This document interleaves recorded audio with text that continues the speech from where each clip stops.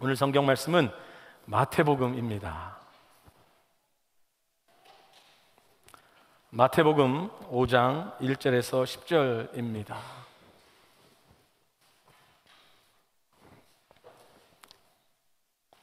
마태복음 5장 1절에서 10절, 앞으로 이 본문을 몇 주 동안 계속 읽게 될 텐데요, 오늘 그 첫날 우리 교독하시겠습니다. 말씀을 읽고 또 잘 듣도록 하겠습니다.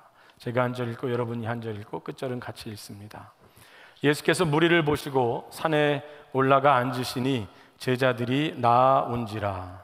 입을 열어 가르쳐 이르시되 심령이 가난한 자는 복이 있나니 천국이 그들의 것이며 애통하는 자는 복이 있나니 그들이 위로를 받을 것이며 온유한 자는 복이 있나니 그들이 땅을 기업으로 받을 것이며 의에 줄이고 목마른 자는 복이 있나니 그들이 배부를 것이며 긍휼히 여기는 자는 복이 있나니 그들이 긍휼히 여김을 받을 것이며 마음이 청결한 자는 복이 있나니 그들이 하나님을 볼 것이며 화평하게 하는 자는 복이 있나니 그들이 하나님의 아들이라 일컬음을 받을 것이며 의를 위하여 박해를 받은 자는 복이 있나니 천국이 그들의 것임이라. 아멘. 시편 121편 내가 산을 향하여 눈을 들리라. 나의 도움이 어디서 올꼬. 성전에 올라가는 노래 중에 있는 시편, 오늘 귀한 찬송 감사합니다. 금요일 저녁 8시에 금요 기도회 때 요즘 계속해서 성전에 올라가는 노래 말씀을 묵상하고 있습니다. 여러분들 한 주간이 마치고 또 하루가 마치는 금요일 밤에 주예전에 모여서 함께 기도하고 찬송하고 눈을 주님을 향하여 드는 그 특별한 은총의 시간에 여러분들 이미 많은 분들이 참석하고 계신데요, 여러분들 또 참석하셔서 삶에 놀라운 은총들을 또 경험하시고 주님 앞에 마음을 쏟아붓는 기도를 드리시는 그런 시간들 삼으실 수 있기를 바랍니다. 오늘부터 여러분과 함께 새로운 설교 시리즈 말씀을 함께 나눕니다. 복 있는 자들이란 시리즈 제목으로 팔복 강해를 드리게 되겠습니다. 마태복음 5장 오늘 읽은 1절부터 10절까지에 예수님께서 복 있는 자, 복 있는 자들에 대해서 말씀을 하십니다. 누가 복 있는 사람들일까 하는 말씀을 하시는데 그것을 8가지로 나누어서 말씀을 하십니다. 그래서 보통 팔복 이렇게 이야기를 합니다. 우리 카톡으로나 또 여러 이야기 중에 오복, 삼복 이런 이야기를 많이 듣는데 오복도 말하는 사람마다 좀 다른 것 같고 그런 것 같습니다. 예수님이 말씀하시는 팔복은 어떠한 것일까요? 한 주에 한 가지 복된 자들에 대해서 살펴보시겠는데 오늘은 첫 번째 시간 5장 3절에 나와 있는 심령이 가난한 자는 복이 있나니 천국이 그들의 것이며, 이 말씀을 살펴보시겠습니다. 심령이 가난한 자에게 복이 있다고 하십니다. 가난은 그렇게 매력적인 단어가 아닙니다. 특별히 우리가 살아가고 있는 이 풍요로운 사회에, 그리고 우리가 살아가고 있는 어쩌면 이 자본주의 사회 속에서 가난이란 표현은 그렇게 우리를 이끄는 말이 아닐 수 있습니다. 그런데 오늘 예수님은 심령이 가난한 자가 복되다고 말하고 있습니다. 이 말씀과 유사한 누가복음 7장에도 예수님이 이 복된 사람들에 관해서 말씀을 하십니다. 그 누가복음 7장에는 아예 노골적으로 가난한 자들은 복이 있나니 이렇게 말씀하십니다. 누가복음에 나와 있는 가난한 자들이나 마태복음에 나와 있는 심령이 가난한 자들, 여기에는 근본적으로 예수님이 말씀하시는 비슷한 것이 함께 들어있다고 생각을 합니다. 단지 경제적으로 가난한 자들뿐만이 아니라 어쩌면 그것을 포함할 수 있겠지만 심령이 가난한 자로 말하고 있는 그 결핍 가운데 있는 사람들, 궁핍 가운데 있는 사람들, 삶의 문제 가운데 있는 사람들, 어려움 가운데 있는 사람들을 다 이야기하는 것 같습니다. 뿐만이 아니라 그 마음 가운데에 그 아픔과 그 결핍이 자기 자신의 삶에 대해서뿐만이 아니라 세상을 향하여서도 안타까운 마음과 상심한 마음과 아픈 마음을 가진 사람들 역시 그 심령이 가난한 사람들이 될 것입니다. 그런데 이 심령이 가난한 사람들, 오늘 말씀은 심령이 가난한 자들은 누구인가? 두 번째로 심령이 가난한 자들이 받는 복은 무엇인가?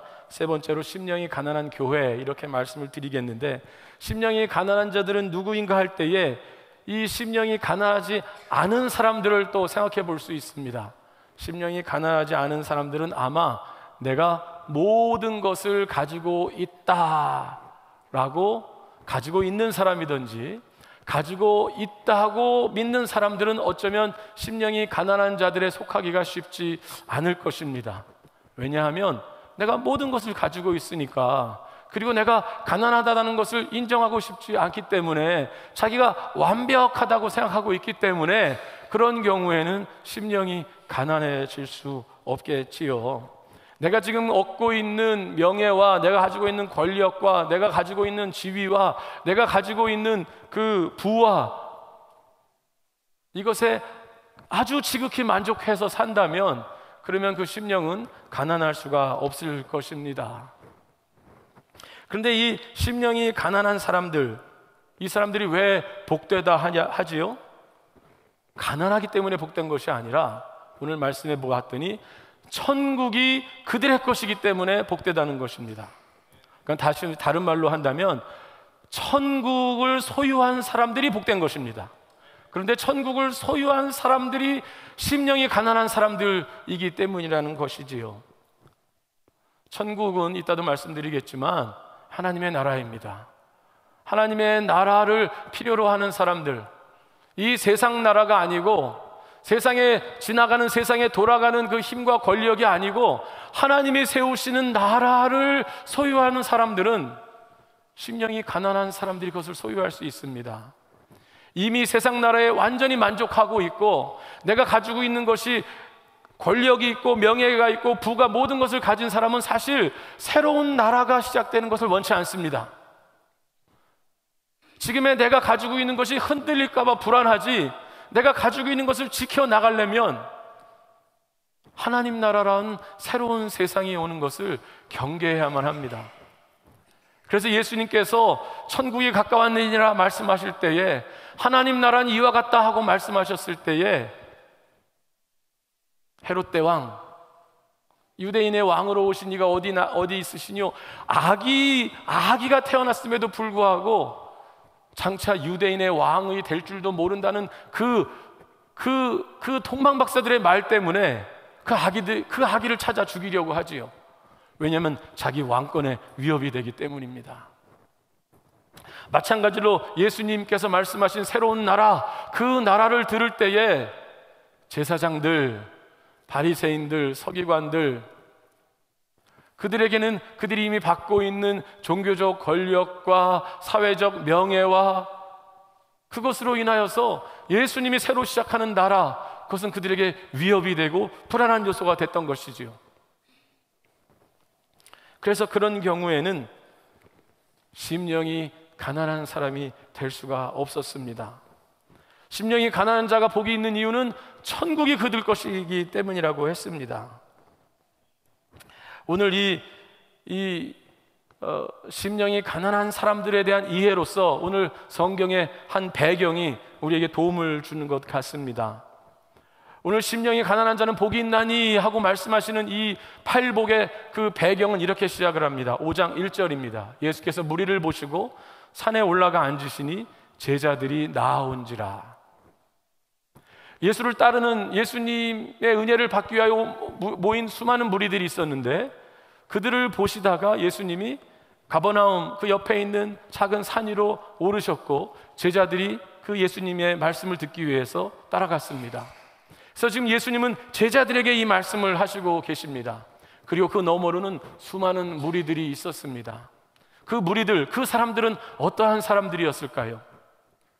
오늘 그 4장 마지막 절, 오늘 5장 1절에 예수께서 무리를 모시고 하셨는데 그 무리가 4장 마지막 절에 다시 등장을 합니다. 다시가 아니라 그 앞에 그 무리를 이렇게 설명합니다. 4장 25절에 갈릴리와 데가볼리와 예루살렘과 유대와 요단 강 건너편에서 수많은 무리가 따르니라. 데가볼리는 갈릴리 바다 건너편에 있는 이방 지역입니다. 예루살렘과 유대는 전 지역이지요. 갈릴리, 예수님이 사역하시는 갈릴리 호수 주변입니다. 요단강 건너편도 이방 지역입니다. 그곳에서 수많은 무리들이 왔고 그 무리들을 예수님이 보시면서 제자들에게 이 말씀을 하십니다. 그러면 왜 사방에서 모인 갈릴리와 데가볼리와 요단강 저편에서 모인 이 무리들은 또 어떠한 사람일까요? 24절에 그 사람들을 이렇게 소개합니다. 바로 앞절입니다. 예수의 소문이 온 수리아에 퍼진지라 사람들이 모든 앓는 자, 곧 각종 병에 걸려서 고통당하는 자, 귀신 들린 자, 간질하는 자, 중풍병자들을 데려오니 그들을 고치시더라. 예수님께 나온 사람들, 그 사람들은 병든 자, 이방인, 이런 사람들, 귀신 들린 자, 이런 사람들이 지금 예수님께 무수히 모여 있고 그 사람들을 데리고 온 사람들과 함께 큰 무리를 이루고 있는 것입니다. 왜 그들이 예수님께 나왔을까요? 그들에게는 아픔이 있고 그들에게는 결핍이 있고 그들에게는 궁핍이 있고 그들에게는 상처가 있고 상심이 있기 때문에 주님께 나왔습니다. 그리고 그 아픔을 아는 사람들, 그 고통을 아는 사람들이 그들을 예수님께 데려왔습니다. 심령이 가난한 자들이었습니다. 바로 앞절 23절은 예수님께서 이렇게 이런 일을 하셨다고 합니다. 예수께서 온 갈릴리에 두루 다니사 그들의 회당에서 가르치시며 천국 복음을 전파하시며 백성 중에 모든 병과 모든 약한 것을 고치시니.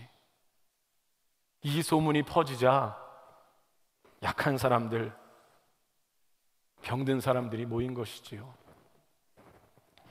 그러면 이 심령이 가난한 자들, 이 사람들이 이 단지 요 가까이에 모인 이 사람들 뿐이겠습니까? 예수님이 이 땅에 오신 것은 사실 모든 인생 가운데 있는 결핍과 모든 인생 가운데 있는 고통과 모든 인생 가운데 있는 가난과 그 궁핍함과 그 아픔 때문에 예수님이 오신 것이 아니겠습니까? 그것이 무리가 아닐까요? 그러면 두 번째, 이 심령이 가난한 자들이 받는 복은 무엇이라고 말하고 있습니까? 말씀드린 대로 천국이 그들의 것이라고 했습니다. 우린 천국이란 단어를 지금은 너무나도 쉽게 죽어서 가는 어떤 곳으로 생각을 합니다. 그런데 가난한 사람들이 죽어서 천국 갈지를 어떻게 압니까? 그러면 예수님이 말씀하신 천국이 그들의 것임이라는 것이 죽어서 가는 그것만을 말하는 것일까요? 그렇지 않습니다. 사실 천국이란 표현은 예수님의 가르침의 핵심이었습니다. 특히 마태복음에서는 천국으로 표현되거나 하나님의 나라, 하늘나라로 표현되는 같은 의미를 가지고 있는 이것이 예수님 사역과 예수님의 가르침의 아주 핵심이었습니다. 오늘 마태복음 5장을 읽었는데요, 마태복음 4장에서 예수님의 첫 번째 사역이 나옵니다.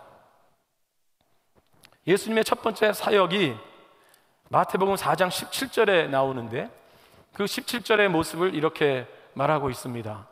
이때부터 4장 17절입니다. 예수께서 비로소 전파하여 이르시되 회개하라 천국이 가까이 왔느니라 하시더라.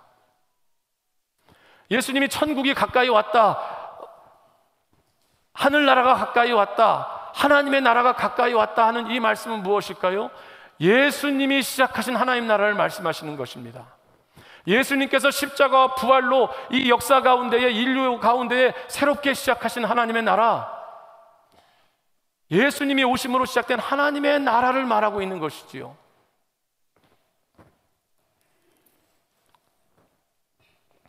예수님의 전파의 내용이 하나님의 나라였고요. 오늘 아까 읽었던 4장 23절에서 예수님에 대해서 무엇을 하셨는지 이렇게 말합니다. 23절 다시 보시겠습니다. 예수께서 온 갈릴리에 두루 다니사 그들의 회당에서 가르치시며 무엇을 전파하셨다고요? 천국 복음을 전파하시며, 하늘나라가 무엇인지 하나님의 나라가 무엇인지 전파하셨는데, 그 전파하시면서 하신 내용이 무엇이냐면 바로 그 다음에 천국 복음을 전파하시며 백성 중에 모든 병과 모든 약한 것을 고치시니, 이것이 하나님 나라의 내용이었습니다. 예수께서 오셔서 모든 인생을 고치시는 것, 하나님의 구원을 선포하시는 것, 하나님의 용서를 전하시는 것, 죄에서 자유함을 얻게 하는 것, 이것이 하나님 나라의 내용이었습니다. 그래서 심령이 가난한 자들이, 그들이 기다리며 그들이 찾고 있는 것은, 그리고 그들에게 필요한 것은 바로 이 하나님의 나라였습니다. 그 하나님 나라에서 경험하는 하나님의 친밀한 임재하심, 하나님의 치료하심, 하나님의 회복시켜 주심, 하나님의 구원, 그 세상의 나라에서 얻을 수 없는 것, 세상의 나라의 질서와는 다른 것, 오히려 겸손함으로, 오히려 상한 마음으로, 오히려 심령이 가난해져서 발견할 수 있는, 가난한 심령으로만이 얻을 수 있는, 가난한 심령이 돼서 구할 수 있는, 그것이 하나님 나라였던 것이지요.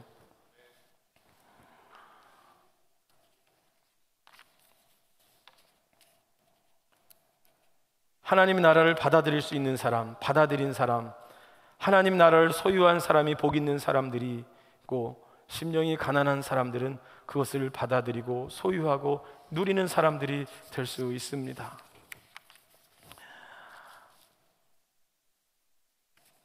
오늘 그런데 이 예수님께 나온 이 수많은 무리들, 그 무리들을 보시면서 예수님은 제자들에게 가르치시고 계십니다. 사실 제자들도 심령이 가난한 사람들이었습니다. 다른 말로 이 제자들은 가진 것이 많고, 이 제자들은 사회에서 인정받고 있고, 이 제자들은 능력이 뛰어나기 때문에 예수님이 부른 사람들이 아니었습니다. 오늘 말씀 바로 직전, 제가 4장 23절부터 읽고 있지만 4장 18절, 비로소 예수께서 17절에 말씀하신 천국 복음을 전파했다고 하는 그 바로 다음 사건이 무엇이냐면 18절서부터 제자들을 부르셨습니다. 4장 18절에 예수님이 이 제자들을 부르셨는데 이렇게 말하고 있습니다. 갈릴리 해변에 다니시다가 두 형제, 곧 베드로라 하는 시몬과 그의 형제 안드레가 바다에 금을 던지는 것을 보시니 그들은 어부라 말씀하시되 나를 따라오라, 내가 너희를 사람을 낚는 어부가 되게 하리라 하시니, 그들이 곧 그물을 버려두고 예수를 따르니라. 한 절 또 나옵니다. 거기서 더 가시다가 다른 두 형제, 곧 세베대의 아들 야고보와 그의 형제 요한이 그의 아버지 세베대와 함께 배에서 그물 깁는 것을 보시고 부르시니 그들이 곧 배와 아버지를 버려두고 예수를 따르니라. 이 제자들 자체가 그들이 그 전에 이미 쌓아놓은 명성이 많고, 예수님이 이 사람들을 쓰면은 사회에서 아주 효과적으로 일을 할 수 있을 것 같고, 그들에게 이미 뛰어난 재주가 있기 때문에 예수님이 부르신 것이 아니라 어부였는데 부르셨다는 겁니다. 예루살렘도 아니고 시골 갈릴리 지역에서 그저 하루하루를 열심히 살아가는 이 어부들을 그냥 부르셨다는 겁니다. 마태는 세간에서 욕먹는 지귀에서 있는 마태를 예수님이 부르셨지요. 오늘 그리고 첫 번째 예수님께서 이 설교를 하시면서 무리를 보시고 산에 오르시니 제자들이 나온지라 입을 열어 가르쳐 가라사대 심령이 가난한 사람들이 복이 있다. 이 말씀은 또한 제자들에게 하신 것이지요. 그리스도의 제자들이 된다는 것은, 그리스도의 제자가 된다는 것은 심령이 가난한 마음으로 살아가는 사람들입니다. 그래서 하나님의 은혜를 늘 구하는 사람들, 하나님의 작은 은혜로 인하여서, 하나님의 은혜로 인하여 감사하는 사람들, 하나님의 은혜로 인하여 찬양하는 사람들, 자기의 위대함과 자기의 업적과 자기의 명성으로 인하여서 그것에 감동하고 그것 때문에 주님 앞에 어필하는 사람들이 아니라, 천국을 소유한 사람들, 하나님 나라를 소유한 사람들, 예수님의 은혜를 받아들일 사람들은 심령이 가난해야 되기 때문입니다. 그래서 오늘 제자들에게 이 말씀을 하시는 것이지요. 그래서 오늘 이 말씀은 우리들에게 심령이 가난한 교회가 될 것을 요청하시고 계십니다. 오늘 말씀이 심령이 가난한 자는 하고 한 사람처럼 나온 것 같지만 영어나 언어적인 의미는 복수를 말합니다. 가난한 사람들, 심령이 가난한 사람들. 그도 그럴 것이 뒤에 그렇게 분명히 나와 있습니다. 심령이 가난한 자는 복이 있나니 천국이 그들의 것이며, 복수이지요. 천국이 그들의 것이다.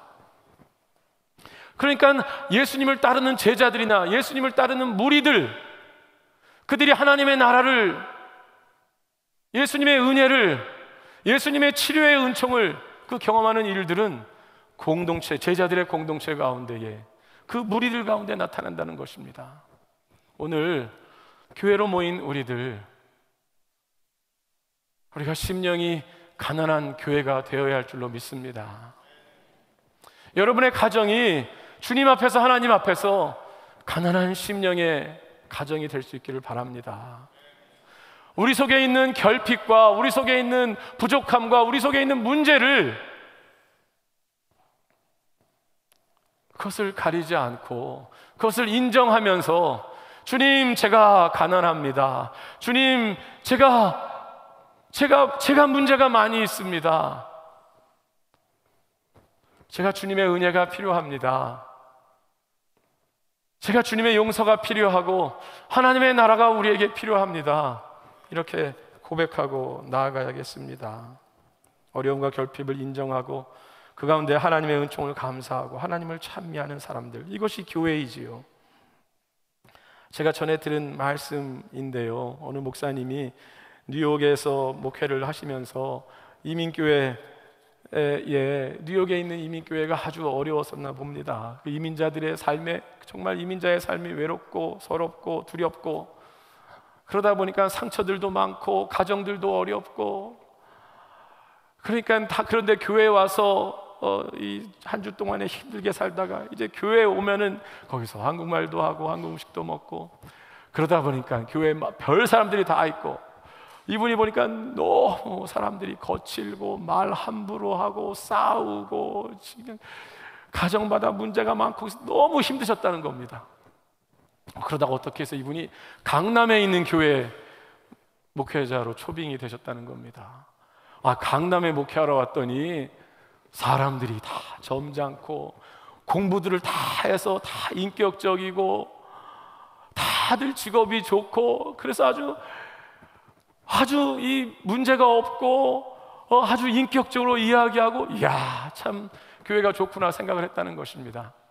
그런데 얼마 지났더니 그 내용을 알고 봤더니 결국 인간의 문제들은 똑같더라는 겁니다.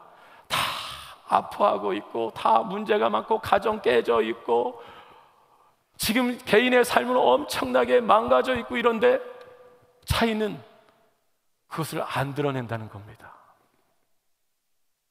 교회 와서는 다들 점잖게 있고 다들 거룩하게 있는데 결코 그런 이야기들을 하지도 않고, 자기의 삶은 완벽해야 되고, 자기의 삶은 다른 사람에게 손가락질 당하면 안 되고, 자기의 부족한 모습은 드러내서는 안 되고, 내가 여태까지 성공적으로 살아왔으니까 나는 늘 성공한 사람으로 보여야 되고, 근데 이 이야기를 목사에게도 하지 않는다는 겁니다. 그래서 이분이 무슨 이야기를 하냐면, 뉴욕의 교회가 오히려 낫다. 그런 사람들은 하나님께 나와서 기도도 하고, 하나님께 나와서 자기의 부족함 이야기하고, 목사에게 이야기도 하고, 서로 사람들에게도 우리가 힘들게 살아온 사람 서로 이야기하고. 그런데 여기서는 다들 멀쩡한 것 같고 인격적인 것 같은데 속으로는 다 썩어 있는데 서로에게도 이야기하지 않고, 그런 것들이 알려지면 목사에게도 이야기하지 않고, 알려지면 그냥 교회를 나가고 그랬다는 것입니다. 그래서 오히려 뉴욕의 교회가 교회 같지 않은 생각을 했다는 겁니다. 오늘 심령이 가난한 교회가 우리가 되어서 하나님의 그 은총, 하나님 나라의 은총, 하나님의 치료의 은총, 용서의 은총을 받기를 원한다면 우리 가난한 심령으로 교회 앞에 나오십시다. 주님 앞에 그것을 아뢰 뿐만이 아니라 여러분의 목장의 삶을 통하여서, 여러분의 성도의 교제의 삶을 통하여서 우리의 연약함들을 나누는 것을 어려워하지 맙시다. 그리고 우리가 그러한 이야기를 들을 때 우리가 뒷말하는 것 아니고, 우리가 판단하는 것 아니고, 우리가 함께 아파하고 함께 위하여 기도하고 함께 하나님의 용서와 하나님의 치료와 하나님의 구원을 권면하고, 그러한 교회, 심령이, 마음이 가난한 교회가 될 수 있기를 바랍니다. 그러한 목장이 될 수 있기를 바랍니다. 그러한 가정이 될 수 있기를 바랍니다. 가정에 어려움이 있는 것, 아이들에게 우리가 모든 것을 다 해줘야 된다, 그것이 꼭 옳은 건 아닐 수도 있습니다. 결핍 가운데에, 인생의 결핍 가운데 하나님을 찾습니다. 인생의 결핍 가운데 하나님의 은혜를 감사합니다. 그리고 한 가지, 오늘 무리들을 데리고 온 사람들이 있었다고 했습니다. 앞으로 제자들에게 예수님이 이 말씀을 하실 때 제자들로 하여금 무리를 보게 하시고, 제자들도 마찬가지로 하나님 나라의 사역을 할 텐데, 제자들이 예수님을 따라서 하나님을 하는 하나님의 사역은, 하나님 나라의 사역은 심령이 가난한 자들을 부르고 심령이 가난한 자들이 회복되는 그 사역을 제자들이 했어야 됐습니다. 우리도 심령이 가난해서 교회에 나올 뿐만이 아니라 심령이 가난한 사람들, 상처와 아픔과 결핍인 가운데 있는 사람들에게 이 예수님의 하나님 나라, 세상 권력이 줄 수 없는 오직 예수께서만 주시는 십자가의 은총과 부활의 능력을 우리가 전하는 우리 교회가 될 수 있기를 바랍니다. 그 사람을 환영하고 그런 사람들을 찾아 나서는 심령이 가난한 교회가 될 수 있기를 바랍니다. 다윗이 시편 40편 17절에서 그가 왕으로 살고 그에게 권력이 있고 그에게 아마 부유함이 있었겠지만, 그는 하나님 앞에서 자신이 가난한, 자기가 궁핍하다는 것을 하나님 앞에서 잊지 않기를 원했습니다. 그것이 본질적으로 자기인 것을 인정하고 싶었습니다. 시편 40편 17절은 이렇습니다. 이것이 다윗의 시인데요. 나는 가난하고 궁핍하오나 주께서는 나를 생각하시오니 주는 나의 도움이시오 나를 건지시는 이시라. 나의 하나님이여 지체하지 마소서. 이 시가 저와 여러분의 고백이 될 수 있기를 바랍니다. 김영정 집사님께서 이 시편을 배경으로 한 찬양을 제가 찬양을 드려주시기를 부탁드렸습니다. 우리 말씀, 이 찬양 드리면서 이것이 우리의 고백으로 될 수 있기를 바랍니다.